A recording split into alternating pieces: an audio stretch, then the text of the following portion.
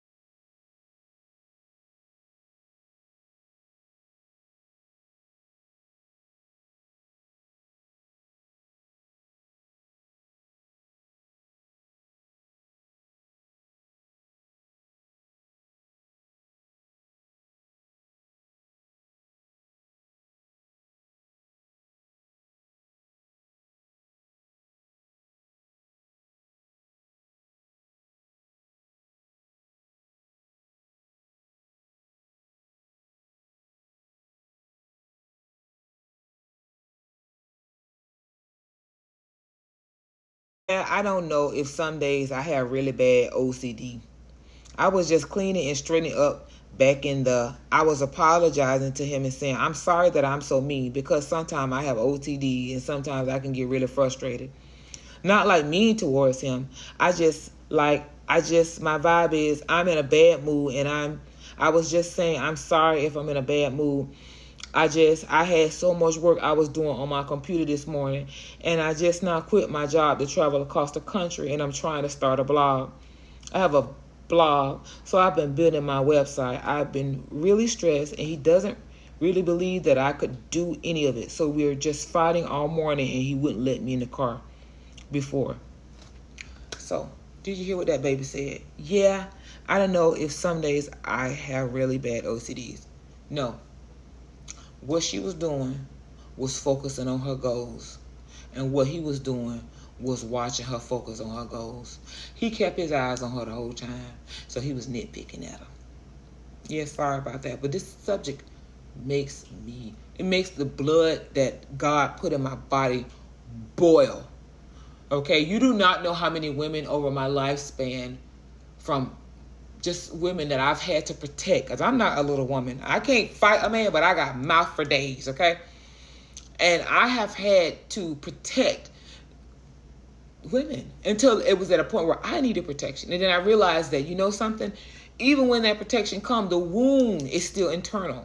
Okay, I've been to therapy. I do therapy. I believe in therapy. It helps talk to somebody with an unbiased opinion, okay? But so this is the incident that we're talking about here.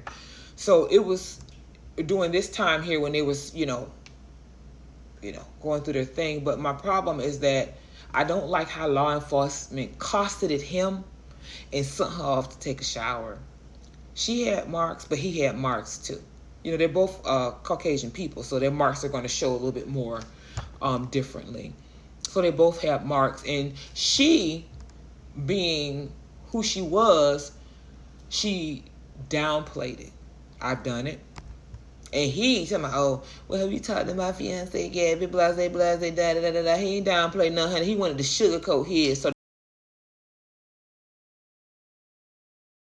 So it reads as this. Gabby first downplayed the physical altercation after the officer pointed out marks on her arm and face and told her to just be honest. And she said Brian kept telling her to shut up and grabbed her face, which had caused an injury. You see what she's grabbing her face and demonstrating on the screen? Brian told the officers, I said, let's just take a breather and let's not go anywhere and just calm down for a minute. She was getting worked up, and then she had her phone and was trying to get the keys from me. I was just trying. I know I shouldn't push her. I was just trying to push her away to go, let's take a minute and step back and breathe and see. She got me with her phone. Let me tell y'all something. It's something that it just really boils my blood, the way that toxic people operate. I'm going to describe a toxic person, and you tell me if you got one in your life. A toxic person is the kind of person who will say things, but keep in mind their eyes are always on you. Say things, watch you uncomfortable, because they've already studied you. They watch you become uncomfortable, and then when you react, they act shocked. That's called gaslighting. It wasn't until her best friend in the documentary spoke about how Gabby really felt that I understood what was going on here. She was trying to make it work. He was following her, honey. She wasn't following him. Let's get that correct. This was her dream. This was her idea. Okay? Yeah, I'm speaking from a woman of color's perspective. I might put a little bit more stank on it, but that's how I feel. It was her dream. It was her idea. And then there he come along. Okay? And she loved him. And he got blessed with that love.